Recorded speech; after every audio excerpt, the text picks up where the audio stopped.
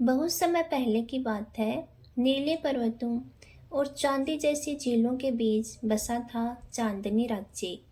वहाँ की राजकुमारी थी मायरा, जिसके सौंदर्य की चर्चा सातों दिशाओं में थी।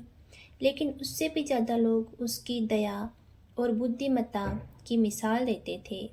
उधर दूर रेगिस्तानी राज्य में रहता था राजकुमार आरव, वीर, न्यायप्रिय और अपने लोगों का सच्चा रक्षक।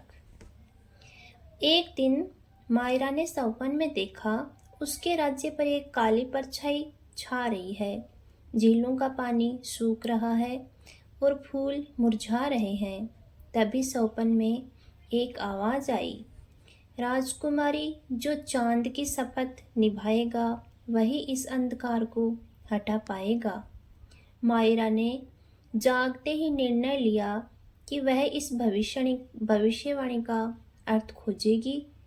वह एक जादुई झरने तक पहुंची, जहां एक वृद्ध साधु ने बताया, राज्य को बचाने के लिए तुम्हें श्वेत तलवार लानी होगी, जो केवल वही प्राप्त कर सकता है जो सच्चे दिल से प्रेम करे। उधर राजकुमार आरव भी अपने राज्य को सूखे से बचाने के लिए उसी झरने की ओर आया था। वहाँ मायरा ने उसकी पहली भेंट हुई। पहले दोनों एक दूसरे पर संदेह हुआ, ये कौन है जो मेरे मार्ग में आया है। लेकिन जब दोनों ने मिलकर झरने के रक्षा के दैत्य से युद्ध किया, तब उन्हें एक दूसरे की वीरता का एहसास हुआ।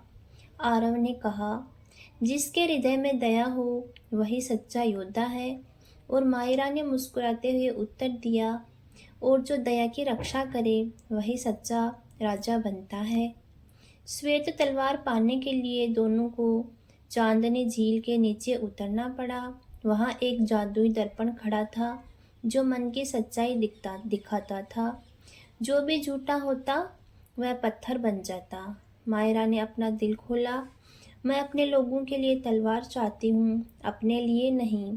दर्पण मुस्कुराया और रास्ता खुल गया। लेकिन आरव के सामने उसकी सबसे बड़ी परीक्षा आई। उससे आवाज़ आई, अगर तुम तलवार लोगे तो मायरा की स्मृति मिट जाएगी। राजकुमार ने बिना सोचे तलवार छोड़ दी और कहा, मैं राज्य तो खो दूंगा, पर उसके दिल की याद नहीं। इसी प्रेम की सच्चाई से तलवार स्वयं झिलमिला उठी और दोनों के पास आ गई।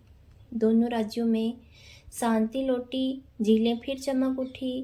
राजकुमार आरव और राजकुमारी मायरा का विवाह हुआ और उन्होंने चांदनी शपथ को निभाया, जब तक आकाश में चांद चमकेगा हम प्रेम और न्याय की रक्षा करेंगे।